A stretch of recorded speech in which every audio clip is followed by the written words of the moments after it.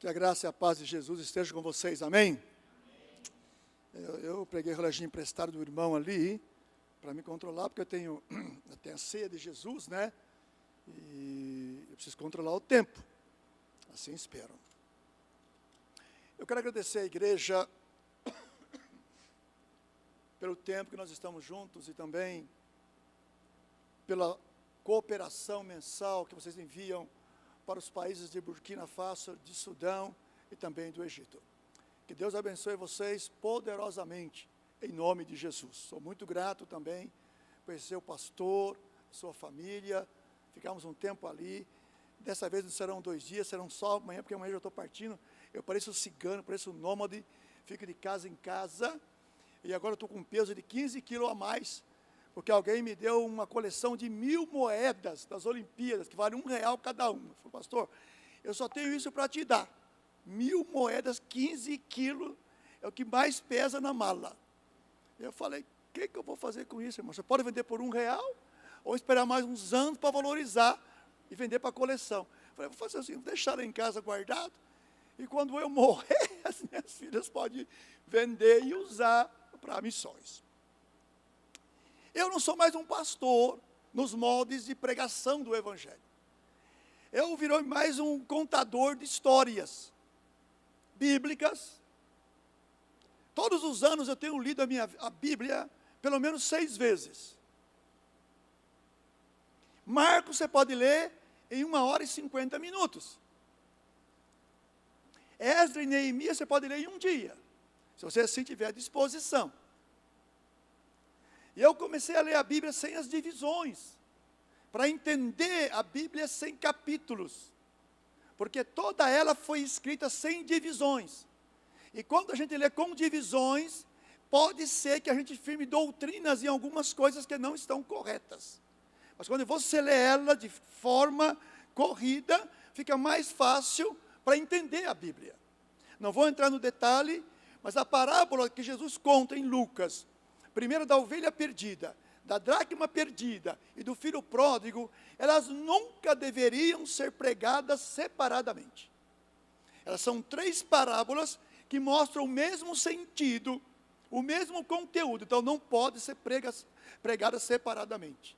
Mostra o perdido, que tem que ser alcançado, mostra alguém, a dracma, que se perde dentro da igreja, pessoas perdidas dentro da igreja, e o pródigo, onde a igreja perde muito mais tempo buscando o pródigo, quando não deveria fazê-lo. Porque o pródigo precisa voltar. O pastor o pai nunca foi buscar o pródigo. O pródigo teve que reconhecer que ele errou e teve que voltar. O pai esperou.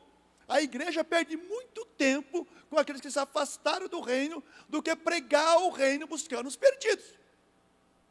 O pródigo tem que voltar. Então, a parábola de Jesus, ela é contada 3 histórias, com 3 situações de perdidos, totalmente diferentes como a gente prega. Para entendermos aquele texto, precisamos pregar as 3 parábolas juntas. Deixa-me contar uma pequena história da Bíblia, na minha ótica de visão. E vou estar incluindo sobre isso os processos missionários. Passavam-se 430 anos, alguns falam 450, e não tinha mais profeta em Israel. Houve um hiato de tempo, houve um período que Deus não falou mais, Deus não comunicou a sua palavra, até que João Batista foi enviado como um profeta. E ele veio com um objetivo, ser precursor de Cristo, preparar o caminho para Cristo. Eles nunca se encontraram, nem Jesus e nem João. João foi para o deserto da Judeia, se preparou no deserto, ficou lá se guardando, alimentando-se de Deus e também de gafanhotos e mel silvestre. Quando ele se apresenta, sua mensagem é dura, sua mensagem é forte: arrependei-vos que é chegado o reino de Deus. Raça de víboras, quem vos ensinou a fugir da ira vindoura? Era a mensagem dele. Quando foram perguntar para ele, é você o Cristo? Fala, não sou. É você o profeta? Falou, não sou. Quem é você? Ele falou, eu sou apenas a voz que clama no deserto. Ele cumpriu a missão dele. Quando Jesus chega para batizar, ele olha para Jesus e fala: eis aí o Cordeiro de Deus que tira o pecado do mundo. A pomba pousou sobre Jesus no Espírito Santo, e Jesus seguiu o seu caminho, começou o seu ministério, e ele foi para a prisão. E lá na prisão, ele questiona Herodes, e Herodes manda matá-lo e posteriormente decapitá-lo. Mas a história não é sobre João, é sobre um outro personagem. Quando eu começar a falar, vocês descobrirão quem ele é. Jesus começou o seu ministério, e alguém começou a seguir Jesus de longe. Ele começou a se impressionar com a maneira de Jesus, com o estilo de Jesus. Jesus falava de uma maneira diferente. Jesus não começou pregando, Jesus começou ensinando. E é isso que falta para as igrejas de hoje. Não são pregadores, são homens que ensinam o povo no caminho correto. E esse homem observava Jesus, e ao observar Jesus, ele não estava próximo de Jesus, ele escutava Jesus, e os ensinos de Jesus eram profundos no coração daquele homem. Provável, ele viu Jesus tocar num leproso, provável que ele viu Jesus curar um cego, provavelmente ele viu Jesus expulsar demônio, e ele se impressionou com tudo aquilo que Jesus estava fazendo. Ele se interessou. Ele é um religioso muito poderoso, ele é chefe de sinagoga, ele ostenta as suas roupas, ele é um homem extremamente religioso, mas ele se apaixonou pelos princípios e estudo de Jesus. Então, uma tarde, ele procurou os discípulos de Jesus, talvez João, talvez Tomás, talvez Mateus, e falou: eu queria conversar com esse Jesus, porque não é possível que as coisas que ele faz, só pode ser alguém que vem de Deus. Eu nunca vi alguém como ele. Em toda a minha existência, como sacerdote, eu nunca vi alguém falar como ele, curar como ele, pregar como ele, ensinar como ele, amar como ele. E o discípulo marcou: pode ser à noite, vem à noite, ele pode receber à noite. Então ele chegou lá, e quando ele começou a falar com Jesus, Jesus deconstruiu toda a religiosidade. Toda a religiosidade daquele homem foi desconstruída naquela tarde. Mas a noite começou a chegar, e as casas dos judeus têm a segunda parte da casa. E ele falou assim: vamos fazer o seguinte, Nicodemos, vamos para a parte de cima da casa. E quando ele chegou na parte de cima da casa, depois de uma longa conversa, agora ele fala para Nicodemos: Nicodemos, fique em silêncio só. Você não vai falar nada e nem eu. Ouça e sinta a brisa que está soprando. A parte de cima da casa judaica, ela é aberta, e a brisa começou a soprar naquela casa, e Jesus falou para Nicodemos: Nicodemos, você tá vendo o que está acontecendo? Sinta o vento. Nicodemos falou: eu estou sentindo o vento. E Jesus fala para ele: Nicodemos, de onde o vento vem? Ele falou: não sei, Jesus. E para onde ele vai? Eu também não sei. Mas você está sentindo, não está? Estou. E Jesus faz talvez uma das maiores declarações do Novo Testamento. E ele fala: assim é o Espírito Santo. Você não sabe, você não pode vê-lo, mas você tem que senti-lo. E a minha oração nessa noite, nesse primeiro encontro com você, é ter a certeza. O pastor diz que Jesus está aqui. Mas será que quando nós afirmamos isso, de fato nós sentimos a presença dEle? Ou será que não é apenas um chavão para dar um ar de espiritualidade ao ambiente da qual nós estamos aqui? Mas eu tenho uma certeza absoluta: naquela noite, quando Nicodemos foi para Jesus, ele não apenas sentiu o vento soprar, ele sentiu a presença do Espírito Santo de Deus. Ele estava diante de Jesus, aquele que podia mudar a história da vida dele. E eu não sei como você se encontra nessa noite, qual é a história da sua vida. A minha preocupação nessa noite é que o vento do Espírito Santo de Deus possa soprar sobre o teu coração, sobre a tua vida, inundando a tua alma, e que você tenha uma experiência nessa noite, como você nunca teve em sua vida, em nome de Jesus. Eu peço que o vento do Espírito Santo de Deus sopre sobre você individualmente nesta noite e alcance o seu coração, e você sinta a presença gloriosa do Espírito Santo de Deus. Não porque eu estou dizendo, não porque eu estou falando, porque eu tenho a certeza que Ele está aqui, e está soprando sobre você, soprando sobre a sua vida. Tão somente como Nicodemos fez, deixe que você sinta a presença do Espírito Santo de Deus. Os tempos são difíceis porque depois desse encontro, Nicodemos nunca mais viu Jesus. Ele preferiu continuar com a sua indumentária de religiosidade, voltar para a sinagoga e continuar falando sobre o livro da lei. Mas quando Jesus morre, ele e José de Arimateia vão lá para sepultar o corpo de Jesus. Talvez ele podia ter pensado, eu poderia ter desfrutado mais dessa presença. Eu poderia ter rompido com a religiosidade que eu tinha, deixado as vestes sacerdotais e ser mais um discípulo de Jesus. É tudo que Jesus deseja de você e de mim. Tirar todo o espírito de religiosidade e ser um discípulo de Jesus.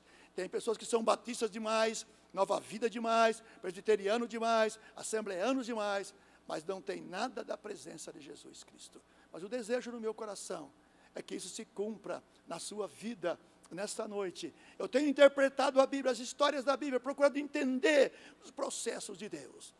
É muito fácil dizermos que nós temos que glorificar a Deus em todas as coisas. Quando eu cheguei nessa nação, eu cheguei de cadeira de roda. Eu saí do Egito de cadeira de roda e cheguei de cadeira de roda. Eu saí um pouco mais cedo do Brasil, do Egito, porque eu tinha que fazer uma cirurgia nesta perna. E quando há 2 dias de eu vir para o Brasil, começou a dar problema na outra perna. E do nada, eu não conseguia andar. Então eu tive que chegar no aeroporto da cidade de Cairo e pedir assistência para poder chegar até Addis Abeba, na Etiópia, e depois até São Paulo, em Guarulhos, e pedir que a minha família me fosse me buscar, porque a minha perna estava com febre. Do nada eu tive muitas dificuldades. Mas quando eu estava entrando no avião, muito bem tratada pelas a comissária de bordo, ela falou assim, você tem certeza que você quer viajar? Porque se você dá um problema, temos que descer, por sua causa. Eu falei, não, pode estar tranquilo, eu estou bem. Jesus me levará bem. E eu comecei a pensar, por que Jesus me colocou numa cadeira de roda? E Jesus falou para mim, meu filho, eu te coloquei para você sentir que os cadeirantes sentem. Só para você conhecer os cadeirantes sentem. Só pode sentir a dor de alguém, o sofrimento de alguém e dos perdidos, quando você se coloca no lugar da pessoa que sofre. Esperar chegar num avião, esperar um caminhão buscar, esperar que as pessoas te conduzam, os olhares das pessoas, ser o primeiro a entrar e o último a sair, depender de todos os outros.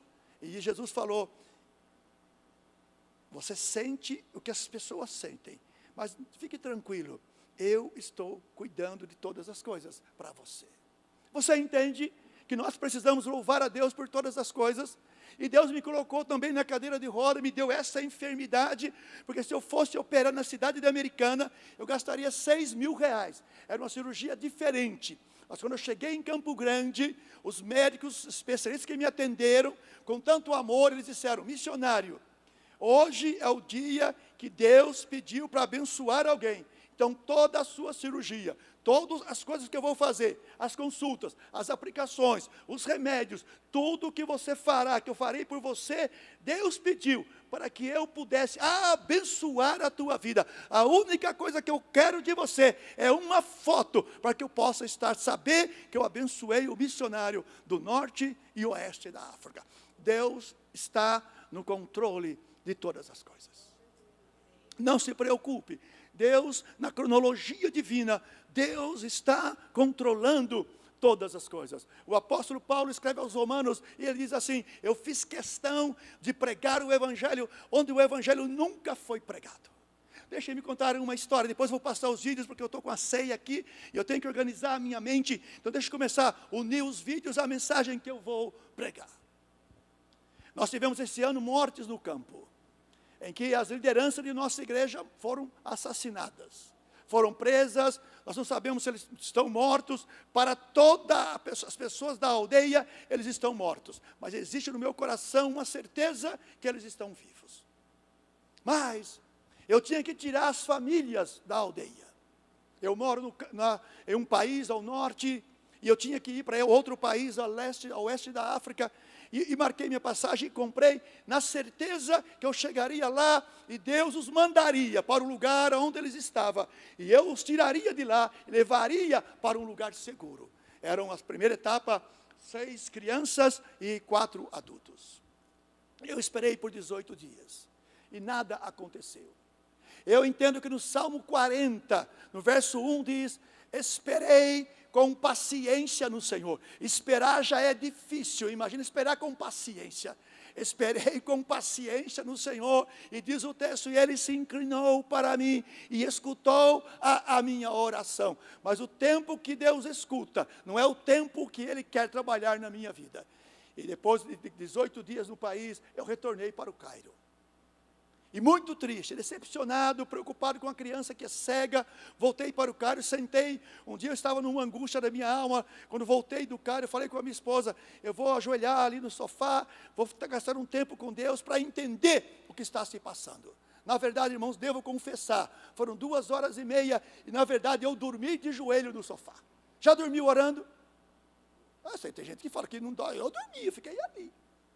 A minha angústia da alma era tão grande, que Deus não falou comigo, não mandou um anjo para me consolar. Eu fiquei 2h30 ali de joelho, orando, e quando eu levantei, eu estava em paz. Tudo tinha mudado ao meu redor.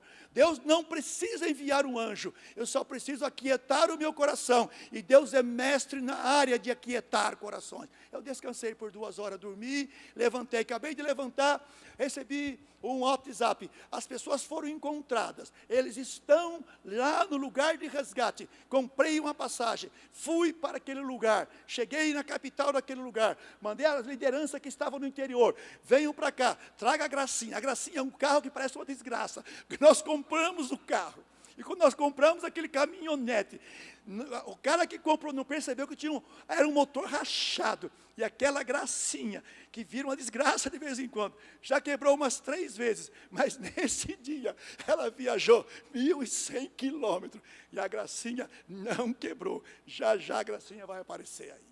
E eu estou ali, e fomos para o interior, chegamos no interior, e quando nós chegamos no interior, pegamos as 10 pessoas, e eles disseram para nós, olha, nós só queremos ir para um lugar seguro, onde podemos adorar e cultuar a Deus.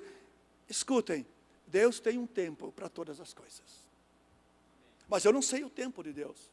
Eu me apavoro, eu me angustio, eu me entristeço. Mas Pedro diz, 1 Pedro 5,17, lançando sobre Jesus toda a vossa ansiedade, porque Ele tem cuidado de nós. Como é difícil descansar em Jesus. A gente parece que precisa entorpecer, a gente vem no culto, entorpecemos aqui, mas voltamos para casa com as crises, com as adversidades, quando deveríamos confiar em Deus. Deus é capaz de mudar a sua história, da noite para o dia, mas no kairós dEle, no tempo certo dEle, na hora dEle, não na hora que eu quero que isso aconteça. Mas escutem, normalmente tem 22 postos de polícias que nos param, por causa dos terrorismos nesse lugar. E esse povo são 99% analfabeto e 99% terrorista. Ele só sai do terrorismo quando se converte. E eram filhos de terroristas que nós estávamos tirando, mulheres de terroristas que tinham morrido. Não tinha identidade, não tinha registro, não tinha nada, e eram 3 homens estrangeiros para tirar as crianças daquele lugar. Mas escute, como o tempo de Deus é perfeito. Ninguém percebeu, eu não percebi, eu cheguei num país numa quinta-feira de abril, e as crianças foram resgatadas, e aquelas famílias numa sexta-feira.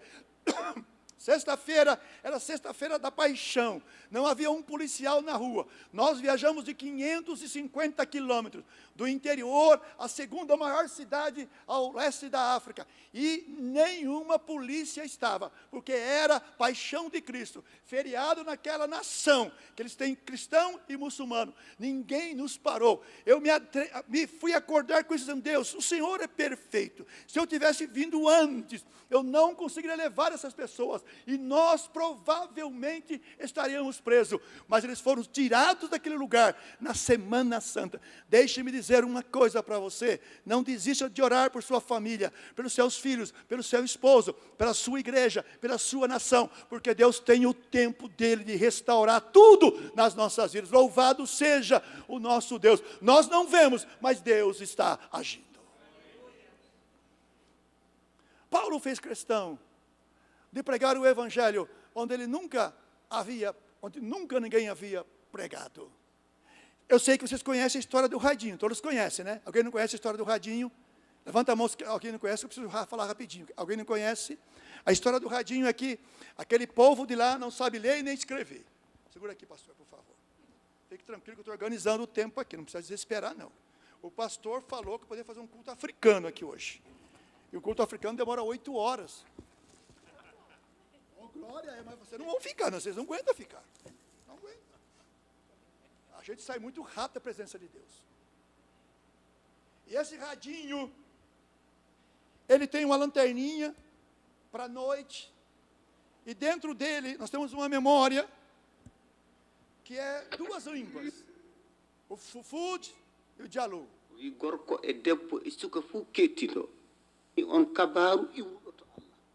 Eles escutaram, tem pessoas que já escutaram 8 vezes o Evangelho. Eles não sabem ler nem escrever. Você já leu o Evangelho inteiro em sua existência de cristão? Você já escutou o Evangelho inteiro? Deixe-me contar 2 histórias, como Deus faz e como Deus age nos lugares mais estranhos do mundo. O pastor colocou o radinho em uma mesa na fronteira de Gana com Burkina. E para que as pessoas escutassem, e quem desejasse o radinho, podia levar para casa. É R$48, nós damos de graça. Então alguém começou a escutar, mas de repente vem um terrorista com as armas em punho e pergunta: de quem é esse rádio? O pastor sabiamente dá 2 passos para trás. Ninguém é dono do rádio. Porque ao ser dono daquele rádio, estava arriscado a morrer naquele momento. Mas um dedo duro, miserável, falou: é do pastor.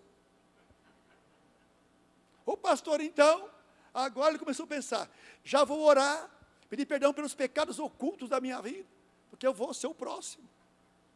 Mas o indivíduo pediu: deixa eu escutar um pouco sobre o que vocês estão escutando. Irmãos, o apóstolo Paulo diz: porque não me envergonho do evangelho, porque é o poder de Deus para todo aquele que crê. E começou a escutar. Ele falou assim: olha, eu vim aqui matar você e destruir a sua casa, mas eu vou levar para os meus líderes esse radinho. E levou para os outros líderes dele. No dia seguinte, lá vem os 4 armados. Aí o pastor falou assim: agora eu estou perdido. Escutem. Aqueles homens disseram: se tudo isso que está nesse rádio é verdadeiro, nós estamos depusando as nossas armas, não vamos te matar, não vamos destruir a tua casa, só queremos um rádio para cada um, para escutar as boas novas de Jesus. Deixa-me contar uma coisa e perguntar uma coisa para você. Se nós podemos fazer isso em lugares que podemos colocar as vidas em risco, por que você não está fazendo aqui?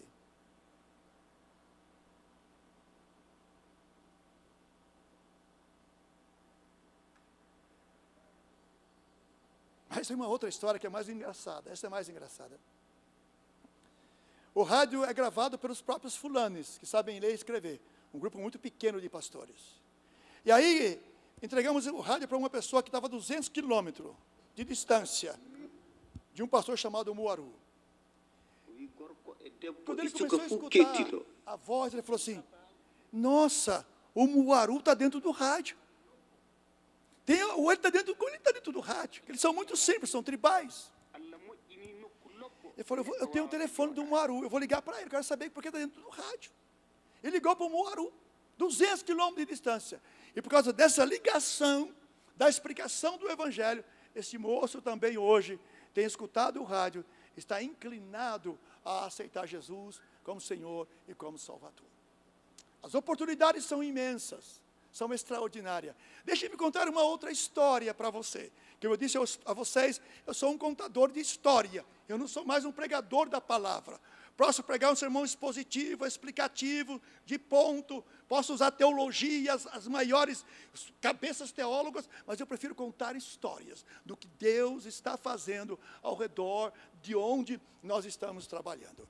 Quantos de vocês já oraram para um cachorro que estava doente? Levanta a mão, não tenha vergonha. Quantos já orou para um cachorrinho ficar bom?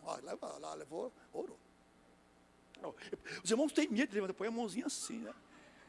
Tem a mãozinha assim. Mas olha que história interessante. Nós criamos um projeto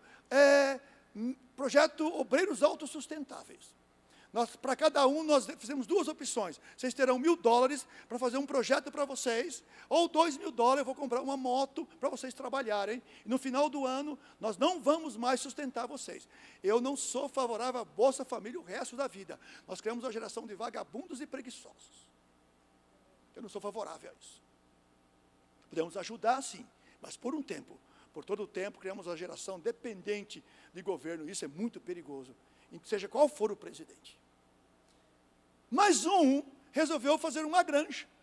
Estudou como fazer uma granja, limpou o terreno, pôs todo, fechou certinho, e meteu 500 pintinhos nessa granja. Eu olhei, fiquei animado. Pastor Joel, que distribui rádio. Passaram-se uma semana, deu uma praga nos pintinhos. Começaram a morrer todos. E ele mandou um áudio para mim em francês, dizendo: pastor, missionário, eu errei. Eu não devia ter feito o pintinho, devia a granja, devia ter pegado a molda, era mais fácil. Irmãos, mas deixa eu dizer uma coisa, Deus é muito, eu não sei, Deus é um negócio muito, assim. Aí começamos a orar pelos pintinhos, para Deus ressuscitar os pintinhos. Aí começamos a orar. Eu vou deixar depois os vídeos com o pastor. Começamos a orar, alguns morreram, mas os pintinhos foram se ressuscitando. Tem um propósito, eles têm que ficar vivos, e o propósito deles é morrer para ser vendido e alimentar os pastores que estão lá. O propósito dele é morrer, mas não pintinho, morrer já franguinho grande. E eles agora estão tudo ressuscitados, estão ficando grandinhos já. Daqui 45 dias, aproximadamente, já faz mais 60 que eles estão lá, eles venderão esses pintinhos. Deus é o Deus que cuida das mínimas coisas na vida da gente. A gente se desespera de tal maneira, porque não entende o cuidado de Deus. Eu sou grato a Deus, eu louvo a Deus por todas as situações e circunstâncias que ocorrem na minha vida. Uma vez alguém falou: pastor, você não tira férias não? Eu falei: para quê, meu amigo? Eu estou de férias todo o tempo, eu amo o que eu faço. Eu vou para o Sudão de férias, vou para a Burkina de férias, eu amo do que eu faço. Quando você ama o que você faz, você já está de férias constantemente. Não estou dizendo que você não tire férias, mas eu amo aquilo que eu estou fazendo. Mas deixe-me contar o que aconteceu comigo lá primeiro naquele país, com relação ao aspecto de dar e de receber. Quando eu recebi uma oferta especial, e então eu falei: o que eu vou fazer com essa oferta? Eu acho que vou segurar como uma reserva para os projetos futuros. Que eu vou para o Camboja, dia 23 agora, estou indo para o Camboja, e vou para Gana também em seguida. Mas eu saí para a rua de Cairo. Quando eu saí para lá, eu encontrei um muçulmano em um carro, e entrei no táxi dele, e negociei o preço. Depois de pagar, ele falou assim: mas o senhor pode me ajudar? Eu falei: ajudar com o quê? Eu vou dar uma Bíblia para você. Quando fala assim, eu já pego a Bíblia que eu estou separando e já dou para ele. Falo: você tem que ler essa Bíblia, porque aqui tem a salvação para a tua vida. Mas ele falou assim: não, você pode me ajudar, minha mãe está muito doente. Então eu dei o resto do dinheiro que eu tinha para ele. Ele falou assim: mas você pode me ajudar mais. E eu falei assim: então eu vou dar o número do meu telefone aqui para você. Eu dei o número do telefone e desapareci. Mas ele ligou para mim. Eu falei: então você vem na minha casa. Eu pensei que ele não viria, mas ele veio. E ali ele falou: você pode me ajudar? Aí eu tirei $100 e dei para ele e fui embora. Saí no outro dia, no meio do metrô daquele país que eu trabalho no norte, talvez 15, 20 mil pessoas, uma senhora lá do fundo fala: o senhor pode me ajudar? Eu falei: quem, eu? o senhor, o que a senhora quer? Eu quero uma passagem, que eu perdi meus bilhetes todos aqui, e eu sei que o senhor pode me ajudar, mas tem 15 mil pessoas aqui, minha amiga, mas é o senhor que pode me ajudar. Peguei o dinheiro, comprei a passagem e fui embora já pensando. Aí, fui para a igreja na sexta-feira, voltei, fui comprar uma saladinha para uma pessoa com um carro. Eu não tenho carro. Olha, uma coisa muito engraçada, você reclama de gasolina, do preço? Eu não reclamo, porque eu não tenho carro para colocar gasolina. Você reclama do que o carro está caro? Eu não reclamo, não tenho carro para andar. Você reclama do PVA? Eu não reclamo, não tenho também. Então, se você não quer reclamar, não tenha carro, andar de jumento ou de bicicleta. Agora, se você tem um carro, louve a Deus, adore a Deus. Fica mais fácil louvar e adorar a Deus do que ficar reclamando pelo que Deus te deu. Ô raça de miserável. Aí eu parei. O carro parou perto de mim, eu estava com camisa branca, calça azul, jeans. O cara falou assim para mim, o senhor é doutor? Eu falei, não. Mas o senhor pode me ajudar. Ajudar o quê, meu amigo? Não sou doutor. Não, minha filha está no hospital, e eu sei que o senhor pode me ajudar. Tirei o dinheiro do bolso e dei para ele. Foi na outra vez, no outro dia, saí de novo, e chamei o Mohamed, o meu amigo, que eu tinha ajudado. Eu falei, eu tenho que fazer umas coisas, eu quero aproveitar que o táxi é do senhor, e eu te dou um dinheiro para ajudar você. Ele falou assim, não, mas você pode me ajudar mais. E aí eu tirei mais $100 e dei para ele, e falou assim, sabe, meu amigo, é exatamente o dinheiro que estava faltando para que eu pudesse pagar os remédios da minha mãe. Sabe o que eu fiz, irmãos? Faltava um dia para viajar, eu não saí mais de casa. Porque eu fiquei com medo de ter que sair e dar mais dinheiro para os outros, eu não saí mais de casa. Mas aí eu cheguei no Brasil, viagem longa, perna com problema, cheguei no Brasil e fui para um lugar, falei, eu vou para o hotel descansar um pouco, porque era uma viagem que demorou 18 horas, cheguei no hotel de manhãzinha, 7h30 da manhã, porque eu gosto de levantar cedo, porque o café está tem muito café, né? Depois vai raliando, eu falei, vou comer bastante para não almoçar. Aí fui lá, para tomar aquele café, aí tinha uma velhinha chorando. Ela falou assim, eu estou tão ruim, eu tenho que fazer exame da Covid, mas eu não tenho dinheiro para o Uber, já me afastei dela, já fui me afastando. Me afastei um pouquinho, ela tinha as polícias que estavam ali perto dela, a polícia chegou, ela falou assim, dá para vocês me levar na UPA, acho que é UPA, não sei. Ele falou assim, não, foge do meu princípio. Eu me afastei mais um pouco, e ela chorando ali. Aí o Espírito de Deus falou, você não está escutando, isso é para você. Aí cheguei perto dela e falei, minha amiga, qual é o teu problema? Eu falei, eu moro no hotel, pago muito pouquinho, eu não tenho família, não tenho ninguém, eu preciso ir, não tenho dinheiro para o Uber, que a minha aposentadoria já foi tudo embora. Aí o Espírito de Deus falou, vai lá no seu quarto, pega tudo que você tem e dá para ela. Peguei tudo que eu tenho e dei para ela, mas também já peguei a mala e fui embora. Não quis ficar mais naquele hotel também. Deixa eu dizer uma coisa para você, eu tenho descoberto que as coisas mais bem-aventuradas é dar do que receber. Deus nos tem levado para esses lugares, e Paulo diz, fiz questão de pregar o Evangelho, onde o Evangelho nunca foi anunciado. Mas eu tinha uma dificuldade de entender algumas coisas. As crianças morrem muito na África. Elas morrem na África, e morrem de malária, morrem de desnutrição. Eu falei, Deus, eu preciso criar alguma coisa que possa melhorar a vida dessas crianças. Deus falou, cria um projeto médico nas aldeias. Falei, mas como que eu vou trazer médico do Brasil para cá? Não use o Brasil, use os médicos que tem aqui no país. Eu vou te enviar algum médico, e esse médico você vai pagar ele, vai na aldeia, vai cuidar das crianças, cuidar das famílias, e cada 3 meses agora, os médicos vão nas aldeias. Daqui a pouquinho você vai entender como isso funciona. Ele trabalha. Recentemente, nós tivemos na aldeia do Paramar, e uma criança, a veia queimou toda essa parte do corpo, um menino muito pequenininho, e os dedos colaram na mão. Ao colar os dedos na mão, aquela criança estava fadada a passar toda a juventude, a adolescência, a juventude, e também a fase adulta, aleijadas.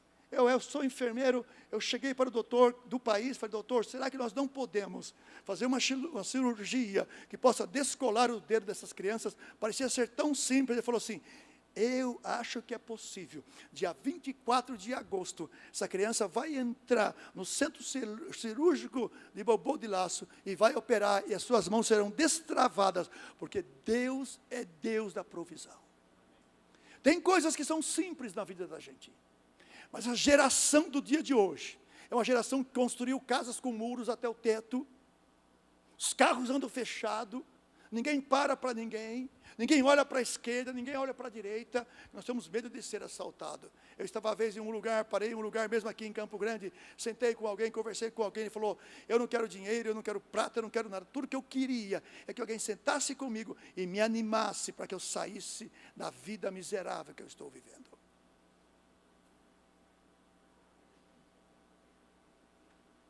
Mas é uma geração que se fechou dentro de si mesmo, incapaz de sair, incapaz de abrir um vidro para receber um docinho ou uma balinha, porque pensa que vai ser assaltado. Deixe-me dizer uma coisa para você, quando o apóstolo Paulo escreve em Romanos capítulo 15, verso 20, ele fala, eu fiz questão de pregar o evangelho, onde ninguém está pregando, de modo que eu não estivesse edificando em edifício de outras pessoas. Nós precisamos levantar as nossas vozes urgentemente para olhar para os campos. Os campos estão brancos, prontos para a colheita. Nós precisamos entender que esse é o tempo, essa é a hora da igreja alcançar não apenas Goiânia, mas os povos, nações, tribos e língua. Este é o tempo propício para que Deus escolheu a igreja para isso. Eu sempre gosto de dizer que a igreja que eu trabalho não tem portas, ela é aberta. Ela não tem muros, ela é no meio do mato, é no meio do deserto. E este é o ideal de Deus. Quando Deus apresentou o tabernáculo para Moisés, falou, Moisés, é a figura que está no céu, olha o tabernáculo que está no céu, são duas figuras que estão no céu, não está o templo de Salomão, mas as duas coisas que Moisés viu no céu, foi a arca da aliança e também o tabernáculo. E eu entendo, quando você olha para o original do tabernáculo, você vai entender que a palavra original é tabernakunou em árabe, quer dizer, em hebraico, quer dizer que Deus estava andando o tempo todo o tempo com o povo. Era uma igreja em movimento, não era uma igreja estatizada com paredes como essa, como o templo de Salomão, não era uma igreja, era uma igreja móvel. E é tão interessante que quando as tribos vão partir, quando Deus dá o sinal, é hora de partir, ele fala para os levitas, desmonte o tabernáculo. Cada um, os coatitas, peratistas, cada um tem a sua função, eles desmontam o tabernáculo e eles partem na frente. Antes das 11 tribos chegar, lá estava o tabernáculo pronto. A presença de Deus já estava lá, marcado o território onde o povo de Deus ia para lá. Deus é assim que faz. E quando Jesus veio, ele tabernaculou no meio do povo, ele andou no meio do povo, ele foi algumas vezes na sinagoga, foi algumas vezes no templo, mas ele andou no meio do povo, andou pela Judéia, por Nazaré, pela Galileia, ele andou por Jericó, e aonde ele passava, ele compartilhava o amor, a graça e a misericórdia.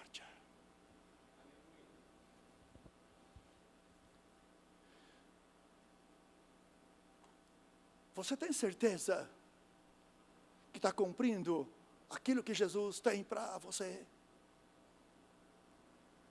Eu não estou aqui buscando fama, não, eu estou aqui representando, sabe aqueles barcos do passado, pastor, que você não via, só via o barco, mas as pessoas mais importantes do barco, era quem remava o barco, eram os remadores, mas ninguém via os remadores, só via a parte de cima. Ninguém olha para o motor do carro, só pela aparência do carro.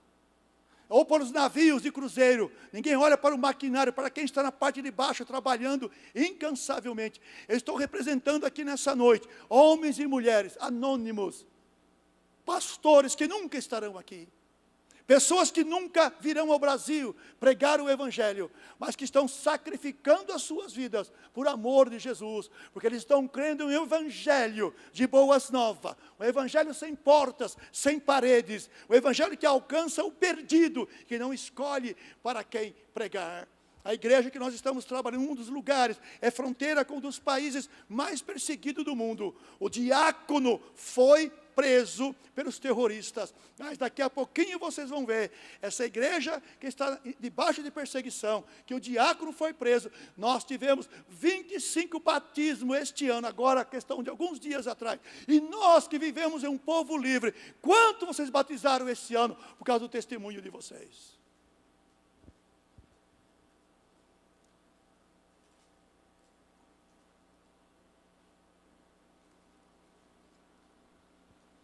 Você entende o que é isso? Paulo faz questão de pregar. Nicodemos foi buscar Jesus para encontrar a razão da sua vida. E nós? O que nós estamos fazendo? João Batista tinha um propósito. João morreu de bobeira. João morreu porque quis, desculpem. Porque João terminou o propósito dele e começou a atacar Herodes. E Herodes o decapitou. Ele terminou o propósito. O propósito dele era pregar, ser precursor de Jesus.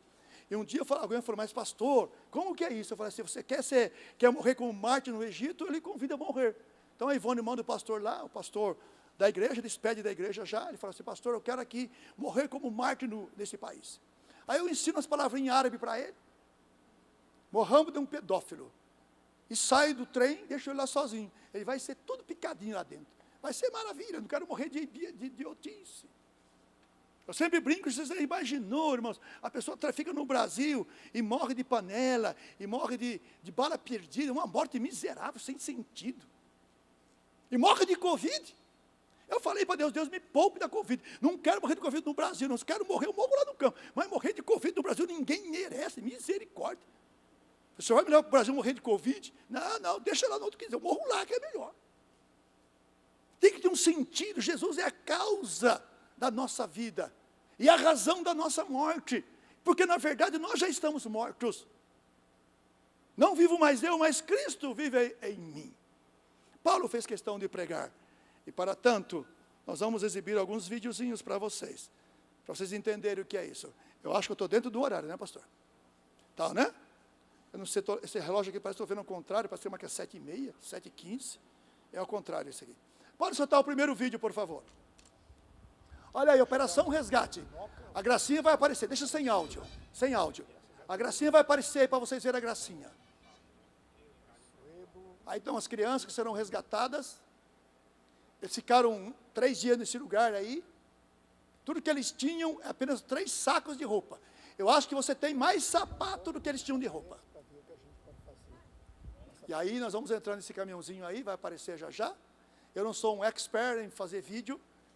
Aí está a nossa gracinha. Nós viajamos 550 quilômetros nessa posição. Aí imagine que maravilha. As crianças estavam há 6 meses sem tomar banho. Todo mundo sem tomar banho. É uma bênção, irmãos. Nós temos o cheiro de Cristo. Esse dia tinha o cheiro dos fulanos. Aí está o Suebo, que é um menino cego.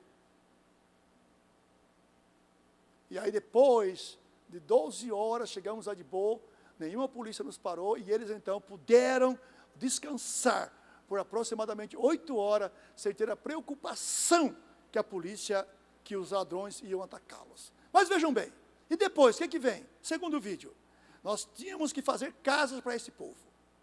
Aí nós contratamos alguém para fazer os tijolos, e depois dos tijolos feitos, nós enviamos vídeo para algumas pessoas. Deus sempre tem caminhos para a gente, sem compartilhar nada com ninguém. Nós construímos 6 casas ao custo de $1.000 cada uma, parece um pedaço do céu. Olha as 3 casas que azulzinhas, que bonitinhas. 6 casas construídas, estão prontas, foram resgatadas 22 pessoas, elas estão hoje morando neste lugar. Hoje, nesse lugar, vai ter a maior igreja fulane da região, talvez do mundo, com 44 pessoas, porque não existe igreja no meio desse povo. Hoje tive uma notícia que uma das crianças foi esfaqueada por perseguição. Imagine, irmãos, o que Deus faz. Deus provê todas as coisas, porque Deus é um Deus cuidadoso e um Deus zeloso. Pode passar outra? Não, deixa assim. Vamos passar. Aí, aqui está o projeto Obreiro Sustentável. Aí foi o pastor dos pintinhos. Aí está fazendo a garagem. Coisa é colocar os pintinhos. O outro eu vou deixar com o pastor, os pintinhos ressuscitados. Então aí, ele construiu a granjinha dele, bonitinha. Joel e família. Aí está o pastor Jean, que ganhou também a moto. Olha a moto aí que bonitona, $2.000. Documentado, pago, no nome dele, não é no meu, que nada é meu.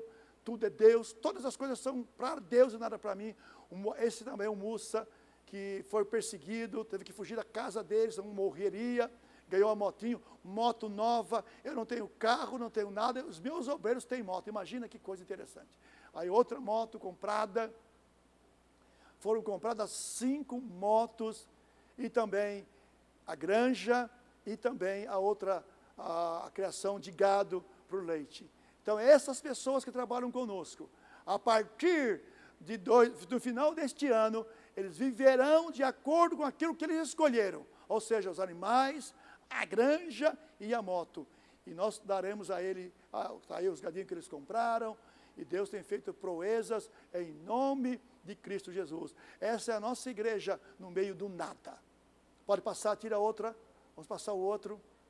Aí está o projeto médico nas aldeias. Então nós atendemos todas as pessoas em lugares onde o evangelho nunca chegou, nunca foi pregado. Essa era uma igrejinha que tinha lá, construímos o hangar. Essa igreja hoje do hangar já tem placa solar nesse lugar. Então as crianças, os adultos vão para ali para serem cuidados, zelados. O evangelho é pregado. Foi nessa aldeia que nós encontramos um menininho com a mão. Esse aqui, ó. Para um pouquinho aí, irmão, para um pouquinho. Então está aí, ele queimou toda essa parte do corpo, não sei como queimou, mas pela graça de Deus, dia 24 ele entra e vai operar, vai fazer a cirurgia e vai ter uma vida normal. Eu creio no evangelho, que não apenas prega, mas que pratique o que está pregando. Um evangelho sem ação, ele é tudo, menos evangelho. Projeto nenhum salva, mas projeto mostra o quanto Jesus ama a vida das pessoas. Pode passar, vamos passar rapidamente, para a gente não tomar muito tempo da ceia, pode ir passando outro vídeo. Aí os projetos do rádio, nós temos que montar os rádios primeiro, preparar os rádios, depois temos que enviar os rádios, alguns vêm buscar os rádios. Nós já entregamos 6.000 rádios. Nós temos uma conferência dos rádios, nós alugamos a melhor casa da cidade, com ar-condicionado, damos a melhor comida e todos eles vão compartilhar o que Deus está fazendo ao redor dos países aonde eles estão trabalhando. Eu contei apenas 2 testemunhos, mas eu ficaria toda noite contando o que Deus está fazendo entre os fulanes no leste da África. Pode passar o outro para mim ver. Aqui ele está falando, tem o áudio, mas eu quero falar que ele está falando. Ele pregou o evangelho para esse moço, mas ele não falou, ele deu um rádio.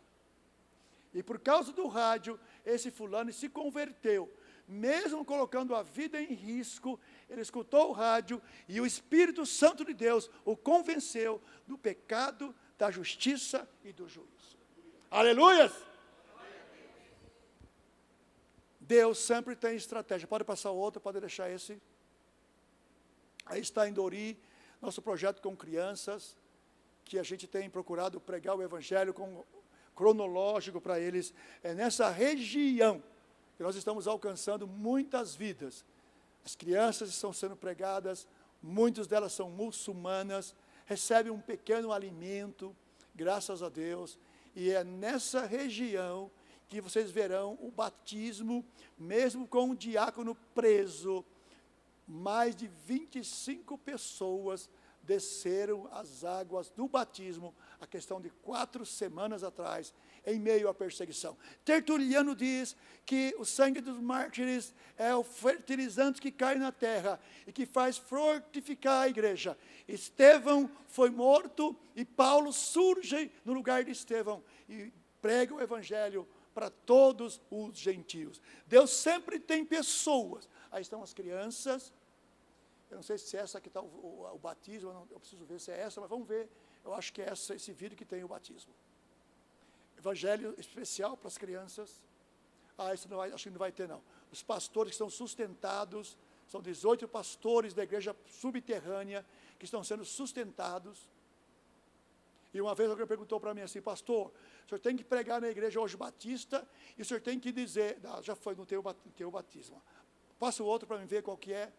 Aí está, projeto no Sudão do Sul, 350 crianças, construímos uma igreja, a igreja tem 350 membros, e as crianças são alimentadas, fortalecidas, mas o Sudão hoje tem 9,5 milhões de pessoas passando fome. Eu venho para essa nação e eu fico pensando como as pessoas comem aqui. Come de manhã, come no almoço, come à tarde, come demais. Eu tinha um amigo meu que falava assim, pastor, pede para a Neidinha fazer um pão de queijo para o senhor. Eu falei, não quero pão de queijo, irmão, mas eu quero. O senhor pedir, ela faz, porque é missionário, ela gosta do senhor. Aí, Neidinha, faz um pão de queijo para mim. Ela fazia, ele que comia. Aí chegava à tarde, a Neidinha faz uma chipa gostosa, pastor. Irmão, eu estou cheio, mas eu quero comer uma chipinha. O coronel aposentado. Pede, pastor. Neidinha, a senhora faz uma chipinha para mim? Ele que comia, o miserável. Não comia nada. Aí chegava à noite antes de dormir, pastor, pede um chazinho para a Neidinha. Irmão, não quero chá nenhum, mas a gente toma junto, pastor. Neidinha, faz um chá para nós. As pessoas comem demais. Tem lugares que ninguém come, e as pessoas comem e ainda são mal agradecidas. Aí é o banheiro, o pastor agradecendo por tudo que é feito neste lugar. Pode tirar esse vídeo, passa o último vídeo, eu acho, e deixa eu ver. Esse é o projeto com crianças muçulmanas, não se pode pregar o evangelho para eles. Eles estão passando fome, e nós estamos criando sempre uma condição para eles. Eu não creio em projetos que dá salvação, mas eu creio que Jesus pode cuidar das crianças. Nós damos alimentação e oramos sobre a cabeça deles, para que eles venham conhecer Jesus como Senhor e como Salvador. Para acender a luz, por favor.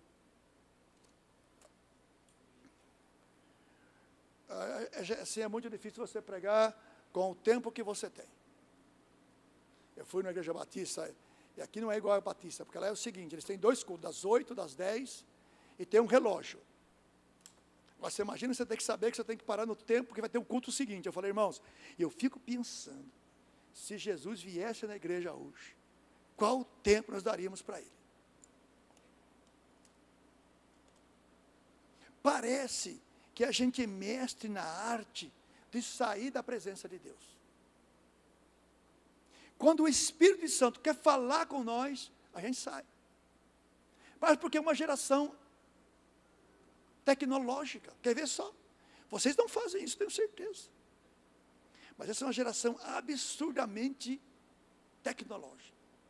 Todas as pessoas que têm contato comigo, quando ele fala assim, pastor, vou orar por você. Eles não mandam assim, vou orar por você. Manda 2 mãozinhas assim. Aí fala assim, pastor, eu estou junto com você. Aí manda um negócio assim. Ó. Ah, pastor, eu te amo. Manda um coraçãozinho. É uma geração miserável de palavras, não sabe mais falar. Tem que mandar emojis. Só emojis. Só emojis. Só emojis. Só emojis. Meu Deus do céu, você não sabe escrever eu te amo, não? E é pior que é uma geração que vai para dentro de casa, e a esposa está na cozinha, daqui e ali, ele mandou um WhatsApp, bem, o pastor chegou, a irmã está na cozinha, eu vi ela passar na cozinha. Eu grito, Janete, onde você está? Ela vem, a gente manda um WhatsApp. Num espaço muito curto. É uma geração que desaprendeu a comunicação. Se você desaprendeu a comunicação, você não vai comunicar-se com Deus da maneira com que Deus deseja que você faça. Não leve telefone quando você for orar. Não leve o telefone quando você for ler a Bíblia. Porque o WhatsApp vai tocar. E você vai tremer, vai parar de orar. E naquela hora o Espírito de Deus quer falar com você. E você não deu margem ao Espírito de Deus. É provável que aqui nesse culto agora, nesse momento, está cheio de pessoas com o telefone ligado. Quando eu saio da minha casa, eu só liguei para passar o vídeo para as pessoas. Eu desligo, porque se o telefone desligado tocar é Jesus, então ele pode pregar no meu lugar, que ele vai falar melhor do que eu. A gente não desliga da tecnologia. Que Deus tenha misericórdia de cada um de nós. Que Deus tenha cuidado de cada um de nós. Tem outros vídeos para passar, mas o pastor passa depois. E dos pintinhos eu vou mandar para vocês se deliciarem e rirem, mas saberem que Deus é cuidadoso de todas as coisas. Quero agradecer a igreja, a vocês que têm orado por nós, contribuído por nós, tanto por Sudão, como Egito e Burkina Faso. E agora vamos para o Camboja e também para Gana, na certeza de que queremos pregar o Evangelho, onde o Evangelho nunca foi pregado. Wassalamu alaikum.